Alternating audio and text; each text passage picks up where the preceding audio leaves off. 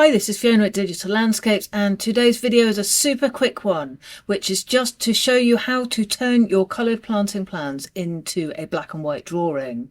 Before I start on that, let's just quickly talk about planting plans and the use of colour.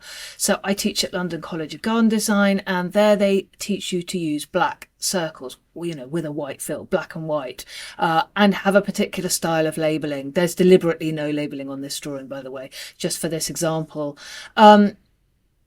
How you do that when you graduate or when you are a practicing landscape designer or architect is completely up to you. My personal view is that colour is really helpful. Colour not only differentiates the plants, but it shows you the rhythm throughout a long bed. So this is just a small sample plan, part of a bigger garden, but we can see here how this rhythm is working as we move through the garden and then introducing other kind of colours and textures. Obviously, you will know what they are.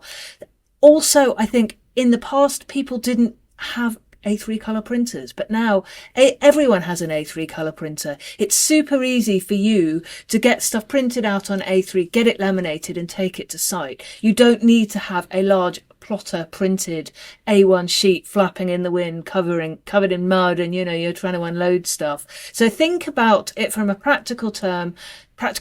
When you get to site and the plant delivery is there and you've got 5 trolleys of plants to unload and set out, what's going to be the easiest way for you to see what you're supposed to be doing with them? In my mind, unless you're colourblind, in which case you could use hatches or gradients or just different colours, different line weights and so on to identify them, or different shaped plant symbols.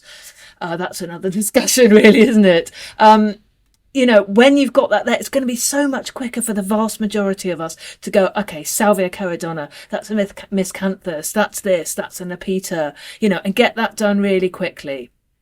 However, if you do want to turn the colour off, and this goes for, regular design drawings or construction detailing and so on as well, select the viewport. So we're on a sheet layer. I've selected the viewport. I scroll down to the bottom and to advanced properties. And then all I need to do is tick this box that says black and white only.